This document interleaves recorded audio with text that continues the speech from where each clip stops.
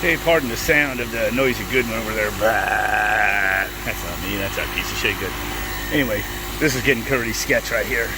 It's actually not that sketch, but I do need to get another disconnect and a couple other things, but for right now, I just got it hooked up as basic as possible. I mean, this still is an experiment, you know, and I still spend money just doing this stuff. Quite a bit of money, actually, sometimes. Like, each one of these totes is like 16 bucks just to throw some batteries in. I mean, the only other thing I could do is like maybe buy some steel and build a nice, proper battery rack. But I mean, that's going to be a lot of time and some money, and if these don't even work, well, then what?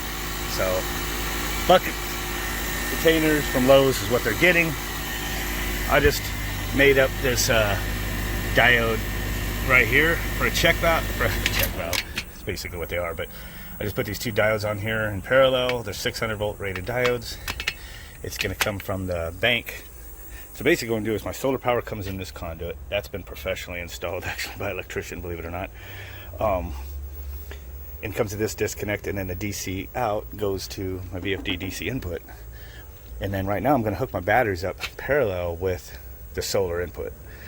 So I do need to come and put another disconnect for the batteries, so the batteries can be isolated separate from everything else. But for right now, I've just got this Mickey Mouse light switch right here.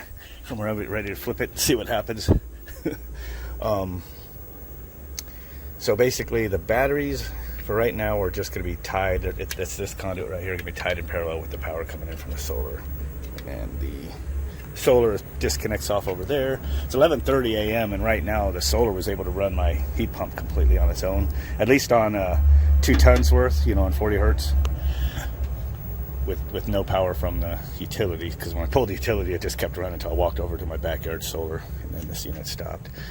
So I think I have everything hooked up right. Either that or we're going to see a little light show when I plug it in. But the reason I put these diodes here is because I want the solar to charge my batteries. I do not want utility power to backfeed into the batteries. Okay, the solar already has diodes and all that kind of stuff, and you can interconnect it with the utility power, no problem, as I've been doing. But the batteries, well, they would get charged from utility power, and I don't want them to charge up during peak time of use. So anyway, I'm going to flip the switch, watch for sparks, and the unit might actually just start, but these batteries are pretty low. And it started.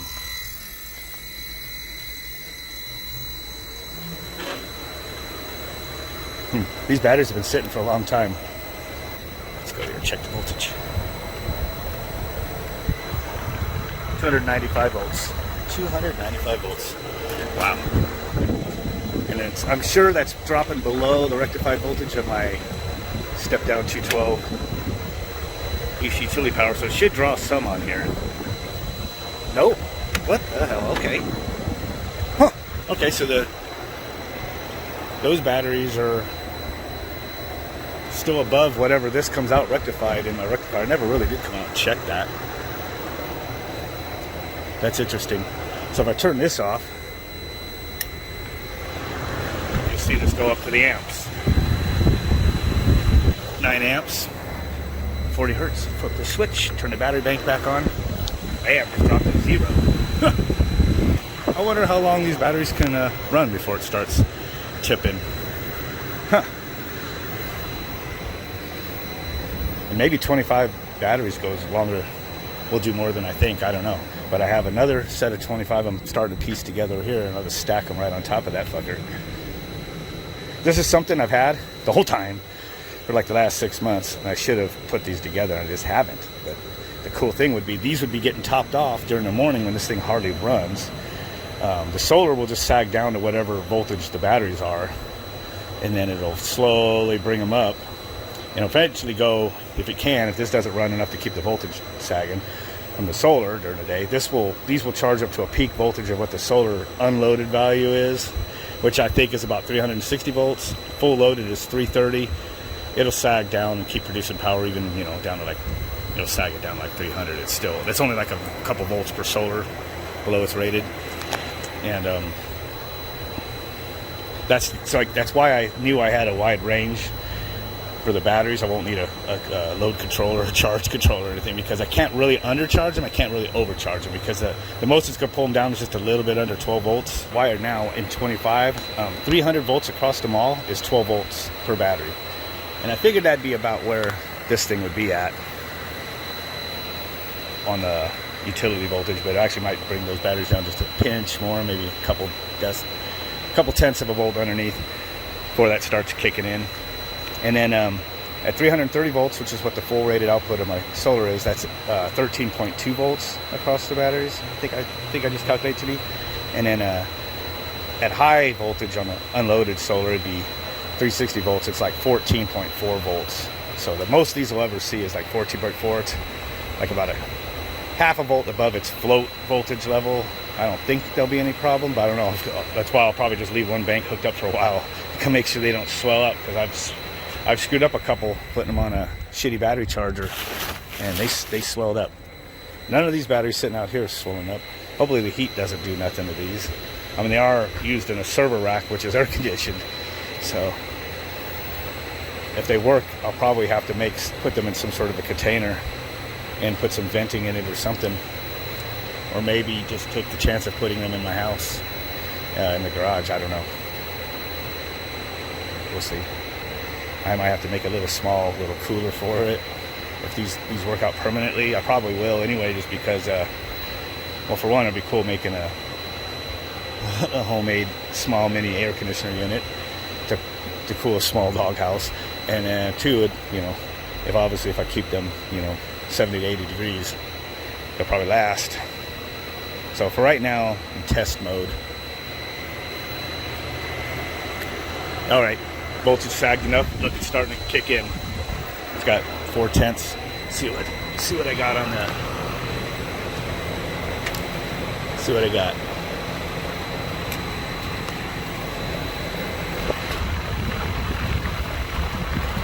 285 volts. So it did sag it quite a bit. I didn't realize that this thing could run that low. And guess what? Those diodes are hot as shit. Man, I've had shitty diode pack in here before. I just took out of like a Mitsubishi circuit board, and it only got warm. But what we think is hot, of course, 130, 140 degrees for electronics ain't much. I can tell that's about 150 though. Being able to hold it up my finger on there about half a second. I'll have to see how those work. I got 2 more of them. So 285. Let me calculate that real fast, see what I'm doing to my batteries.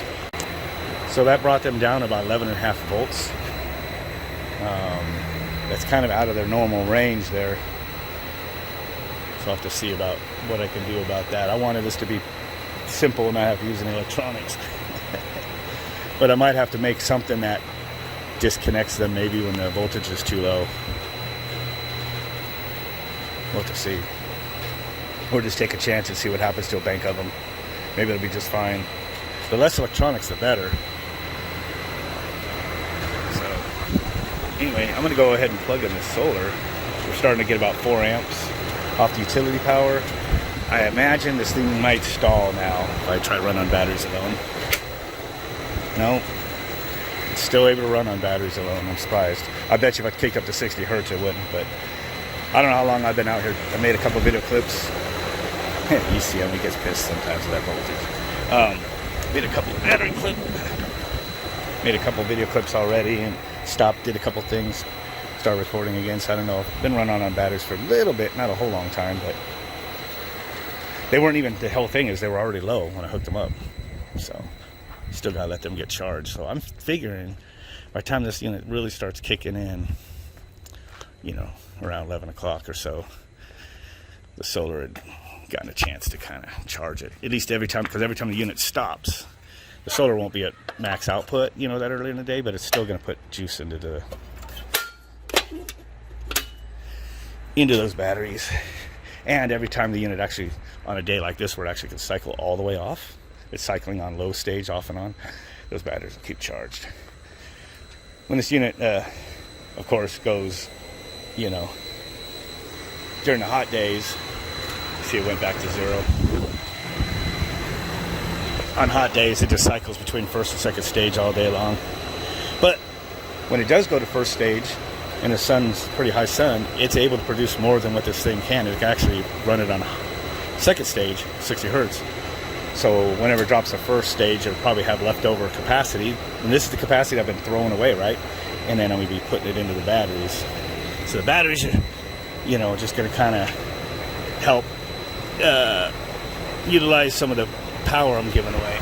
So now it's charging up 296 volts and should start climbing. But I just put it in there. 296.7, 0.8, it's bouncing around. I'll give it a few minutes, come back out here. Hopefully these diodes don't explode. Okay. And just over the time it took me to go walk in there, put just a few tools away, we're almost up to 302 volts there. It just hit 302. Excuse the loud piece of shit Goodman again. So rude. Alright, so check the voltage. It's been probably about 15 minutes. I was inside. If that. Yeah, if I can hold this on there. 320 volts, 321. So it's already lifted the batteries up So there's 6 to that. cells in here. Yeah. So the unit just kicked up the second stage on its own. The sun is partially covered.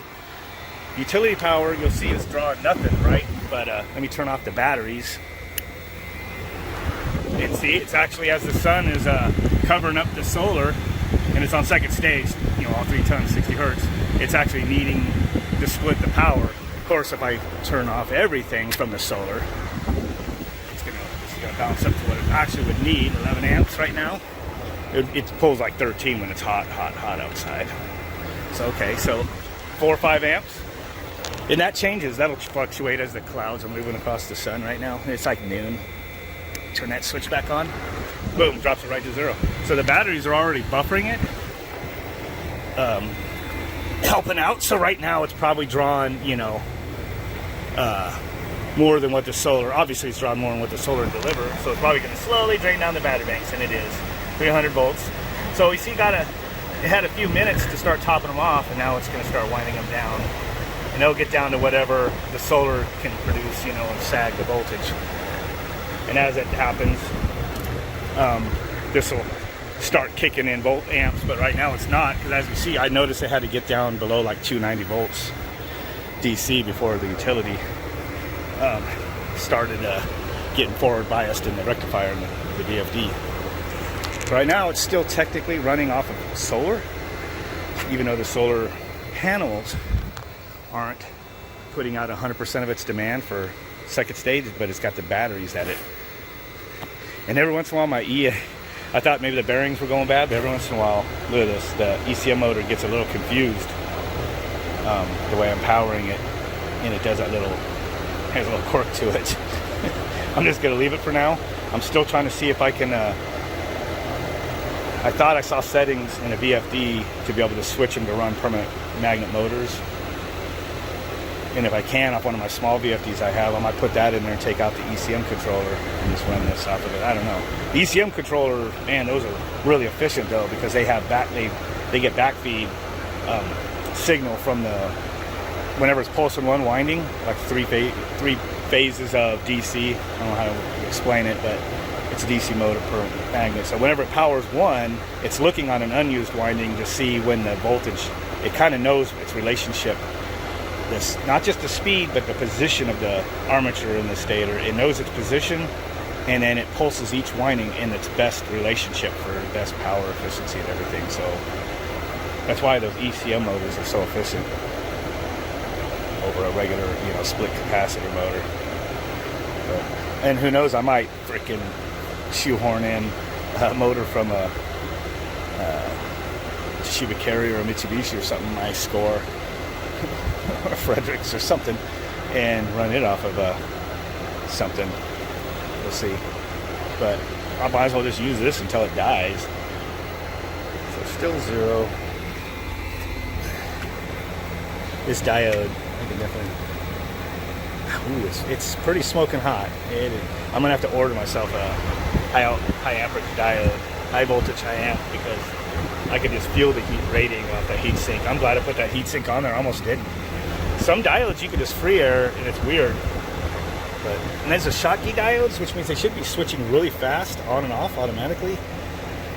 But I don't know, they're probably right in their float zone, or what do you want to say, the bias, right around the bias. They're not switching per se, because I've just put them in series with the DC to DC connection, and I think that's why they're so hot.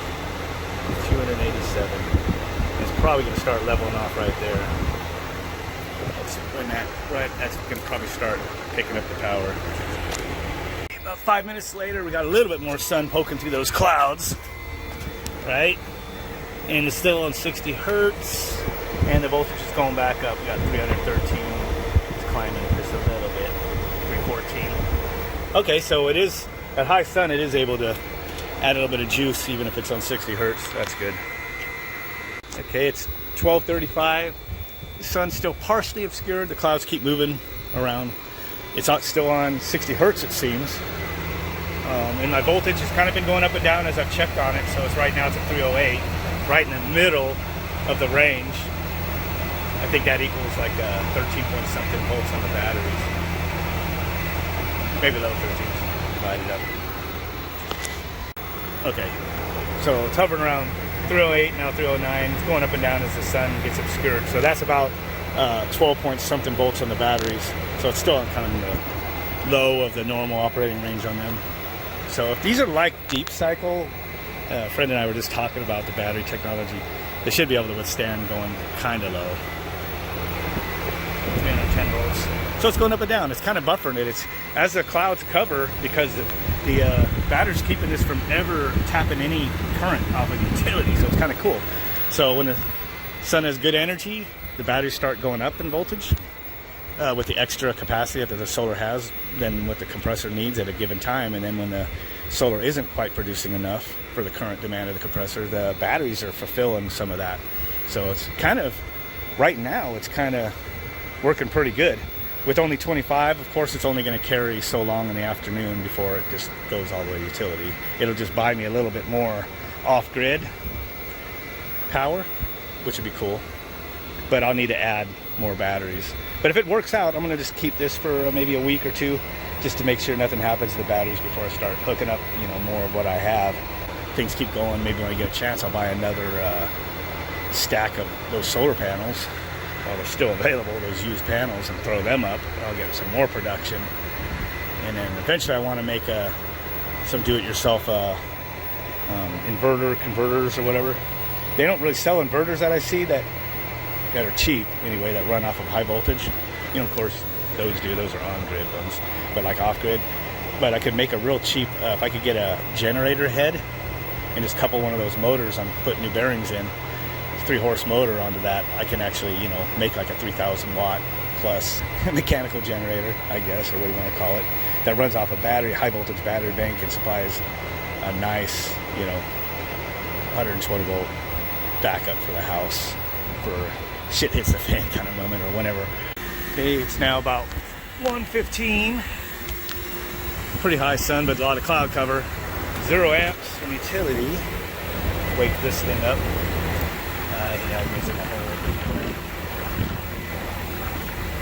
Wake this thing up. So it's a little under 300 volts. It's because of the cloud cover. But as a voltage just keeps going up and down as it gets good sun, and it's keeping it from tapping off the utility power at 0. No utility power. So just solar and batteries. If I turn off the batteries, it'll probably stop. And it does.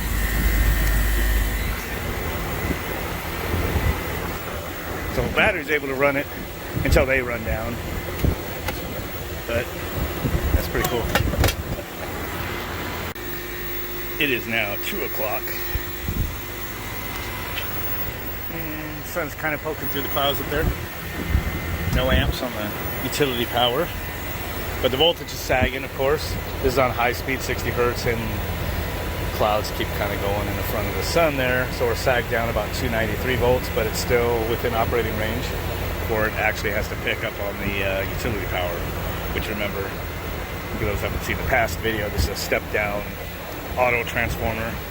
And I put this thermometer on here. I had to whack the thermometer a few times to make it go on to see the temperature of my heat sink for those diodes. 165 degrees. Yeah.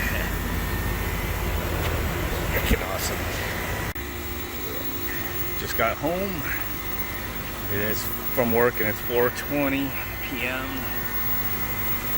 This unit's running on 60 hertz, second stage, and 0 amps off utility.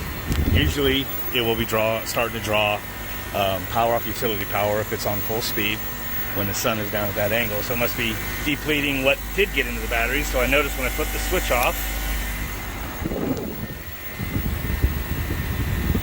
4 amps on the utility power.